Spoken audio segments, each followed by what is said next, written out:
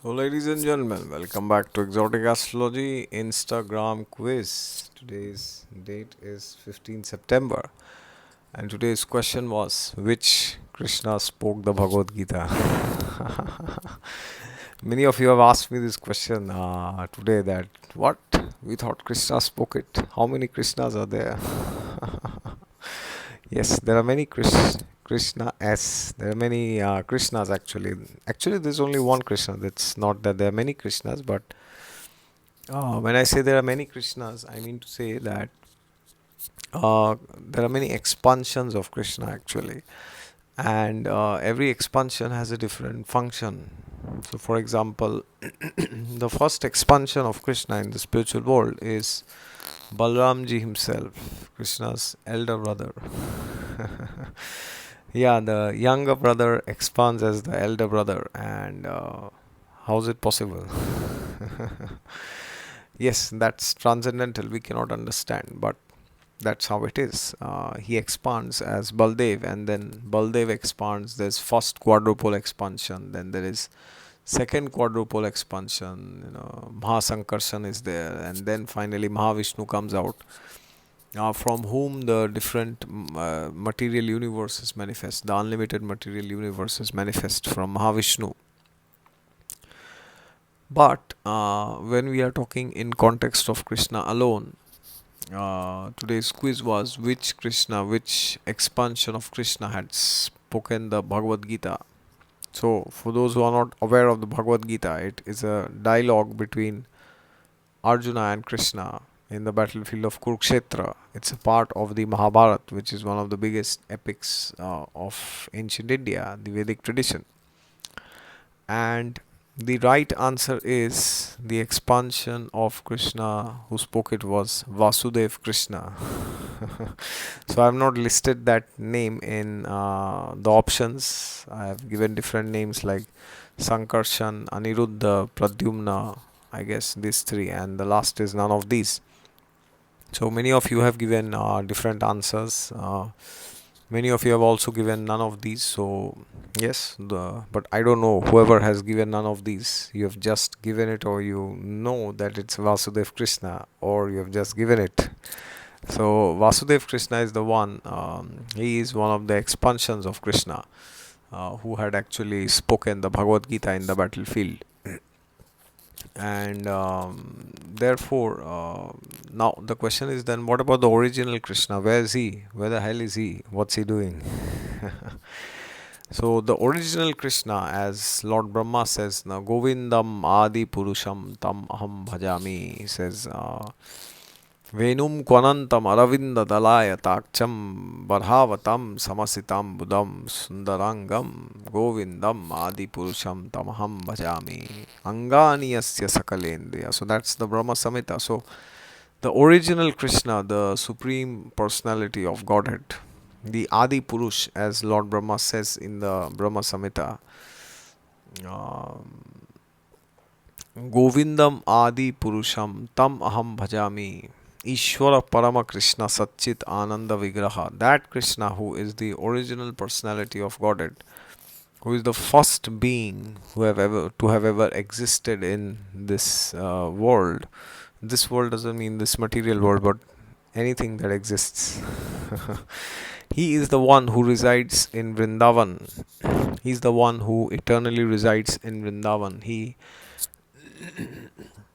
There's a shloka which says, I don't remember that shloka exactly, but it's something like this: Vrindavanam parityajam ekam nagachati. I'm not sure if this is exactly the shloka, but this rhymes similar to this, which says, Krishna does not step a foot out of Vrindavan. He's always in Vrindavan. Vrindavan is current day. Vrindavan is it's a small place in Uttar Pradesh, India. So, so the original Krishna always resides in Vrindavan. So now you may think, oh, what the hell is this? Akrurji had come and stolen away Krishna from the Brijvasis by the order of Kamsa, and Krishna had gone. But then, what the hell? But then, this sloka says Krishna does not go out of Vrindavan. Then, where was Krishna? Was he inside Vrindavan or was he outside? Well, the time duration for which this Braj Leela had occurred in Vrindavan, in this material world, for the during this kalpa, one day of Lord Brahma, as I had said earlier, also in the seventh Manvantar, 28th millennium, Krishna descends to this material world, and this Krishna, when he apparently went out to kill Kamsa, he had gone to Dwarika. That was not the original Krishna. Actually, the original Krishna stayed back in Vrindavan. But then, who went outside, and if Krishna stayed inside, where was he? So it's very complicated. You will not understand this unless you read the commentaries of the Acharyas. So Acharyas explain that the Krishna who went outside to kill Kamsa, Dwarika, and Kurukshetra, friend of Arjuna, one who protected Draupadi's honor, one who installed Yudhishthir as the king. Um, all these activities that we know about Krishna as the big deal breaker, who went as Shantidut, these all are done by Krishna's expansion. He is known as Vasudev Krishna. He is the one who does all this. And then the question is, where is the original Krishna? If because the Vrajavasis never saw Krishna once he left Vrindavan. So Acharyas explain that he was eternally there in Vrindavan, the original Krishna, but he became unmanifested, which means the Vrajavasis would see him constantly, day in, day out, every moment, every second, through the eye of their mind. Although he was physically not there, but he was always present in the eye of their mind, because the Vrajvasis, they are the highest of the spiritual beings. They are the ones who have perfected their lives, and they've reached the pinnacle of spiritual evolution. There's nobody like the Vrajavasis. Their surrender, their love, their devotion, their worship, and their commitment towards Krishna is beyond. It's above all. They are the supreme. They are the topmost of all. This is what the scriptures say.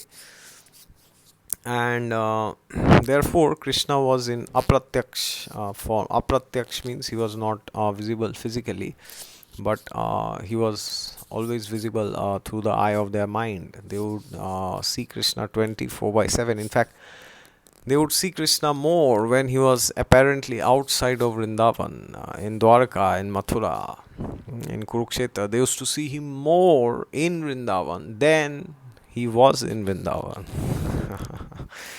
Yeah, because that's what it is said in the Srimad Bhagavatam. Okay, and therefore there are many expansions, and the Bhagavatam says eteh cha am sakala pumsam krishnastu bhagavan swayam. There are many amshas and kalas, these are like expansions and expansions of expansions, and there are some expansions which are exactly the same, like when Krishna would go from his what do you say, the from his office from his office to the queens of Dwarka, he would expand as 16,108 forms. So they were exactly as identical as Krishna. Okay, they were exactly the same. But then there are some forms which are not, they look different, like Krishna and Balaram. They are the same, but they look different. They have a different personality, but they are same, yet different, yet the same. So these are different expansions, and they are known as kalas, then swamsha, then vibhinnamsha. So these are, it's a very big topic. We can discuss that some other time. What is swamshas and kalas and vibhinnamshas? But the essence is that there are many expansions, and the original Krishna, the one main, he stays in Vrindavan. He never steps a foot out. He was, he is, and he will always be in Vrindavan, because Vrindavan, that is his place. He doesn't like any other place. He doesn't like doesn't mean that he hates the other places like Ayodhya, Kurukshetra, and all this. He doesn't hate them, but he eternally loves Vrindavan. So he always stays there 24 by 7 by all calculations of time. He was, he is, and he will always be there. And even today, if you go to Vrindavan, you can see him if you have the divine eyes, as the Brahma Samhita says, na Premanjana Churita Bhakti Vilochanena. If your eyes are tainted with love of Krishna, then you can see him there. You may feel when you go to Vrindavan, oh, it's very materialistic, there are so many businessmen distributing, like food and clothes and all this, but that's our problem. That's not their problem. It's our problem. We have a materialistic vision. We think Vrindavan is a small town, a village in Uttar Pradesh in contemporary India, which got independent in 1947. Yes, hopefully.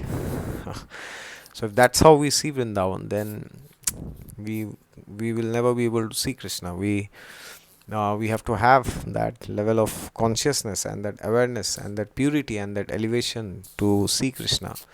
And if we have that, we can see him in every corner of Vrindavan when we visit. All right, that will be all from my side. Thank you for your participation, and see you the next time.